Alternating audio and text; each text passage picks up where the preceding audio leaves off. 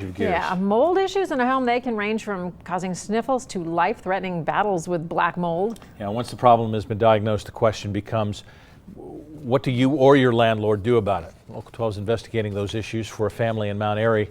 Local 12's Rich Jaffe joins us now with a story that you will see only on Local 12. Rich?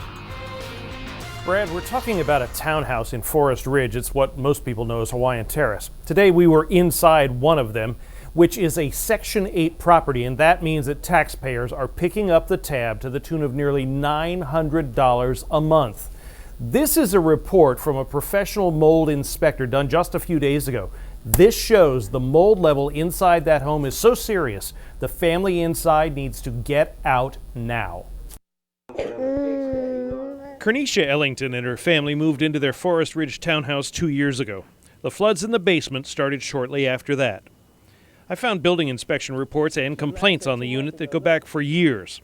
All 5 members of the family are showing the same symptoms.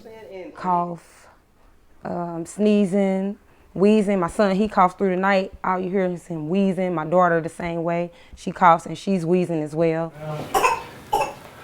Last week, Kirnesha contacted a mold inspection expert, and when the results came in, they knew why they'd all been sick. Brett Albert, the inspector, found a mold spore level in the basement 3 times the point where professional remediation is required. His report saying there should be no one living in this house at this time. The occupants need to leave immediately. On a scale of 1 to 10, I would say it's probably about an 8 in severity. They need to get out of that house until it gets cleaned up. And it's a simple procedure. Take 1 to 2 days, we can have the mold out of that house. Because when he showed the sensor right here on this, all of this was bright. Albert's inspection showed major contamination where these beams hit the concrete. No doubt a crack outside that allows water to leak in and run down the wooden door frame. Look, you can hear it, look. The water has previously soaked the carpet here and probably the wallboard. The spores have been spread throughout the home, the furniture, even the clothing, all of which need to be professionally cleaned.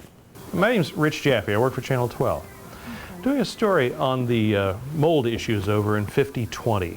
When I spoke with one of the resident managers, he told me that they'd take a look at the issues and the answers.